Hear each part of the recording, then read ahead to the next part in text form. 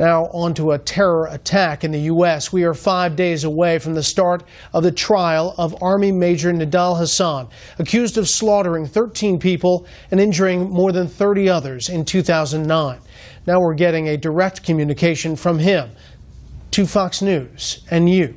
Chief Intelligence Correspondent Catherine Herridge tells us what Hasan wants you to hear. On the eve of his military trial, accused Fort Hood shooter Major Nidal Hasan released these handwritten and typed documents to Fox News, where he appears to renounce his U.S. citizenship, abandons his military oath as a commissioned officer, and explains his relationship with radical cleric Anwar al-Awlaki, the first American targeted for death by the CIA. Most of the documents include the acronym SOA, which is considered shorthand for Soldier of Allah. Hasan's business card, also bearing SOA, was found in his Texas apartment after the shooting.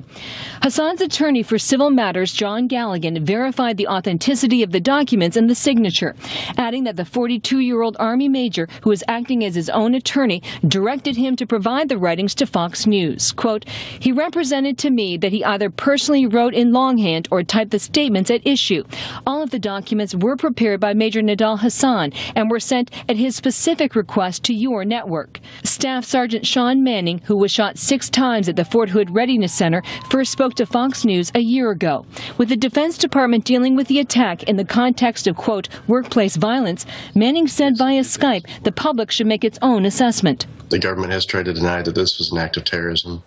I hope that if people hear the words from Hasan's own mouth, that they'll understand that this was an act of terrorism. In the only document bearing a date, October 18, 2012, he writes, quote, "I, Nidal Malik Hasan, am compelled to renounce any oaths of allegiances that require me to support, defend any man-made constitution like the Constitution of the United States over the commandments mandated in Islam.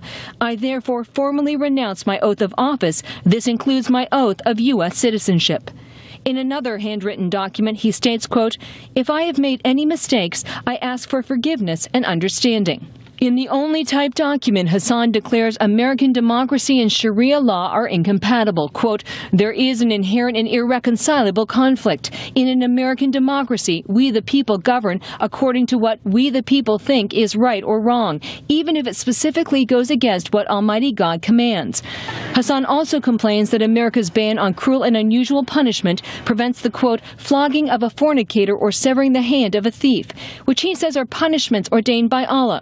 An expert in Islamic history and the Quran reviewed the documents. So I think it's clearly an after-the-fact issue where he now is trying to put the sort of personal jihad that he involved in, trying to put it into a larger religious and sort of geopolitical context and justify what he's doing, perhaps in a sense to himself, but also, I think, in large measure to the folks in the Islamic world. On his relationship with the radical cleric with whom he exchanged emails before the massacre, Hasan writes, quote, "He was my teacher, mentor, and friend. I hold him in high esteem. May Almighty Allah accept his martyrdom." He's clearly saying that he's a homegrown extremist and he's somebody who identifies with al-Qaeda's ideology. He's somebody who definitely reached out to an al-Qaeda cleric and who decided he was going to take up al-Qaeda's cause here on American soil. In court Wednesday, the military judge denied the use of 3 alleged emails between Hasan and al-Awlaki by the prosecution. And the judge also declined to impose a gag order on Hasan. Fox News asked the public affairs officer at Fort Hood whether prosecutors wished to comment on Hasan's statements, and there was no immediate response, Brett. Also, Catherine, what can you tell us about the military pay that Nidal Hasan is currently receiving?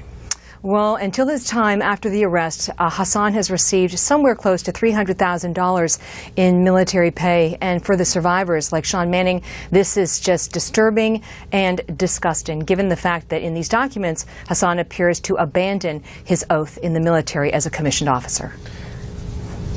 Amazing. Catherine, thank you. You're welcome.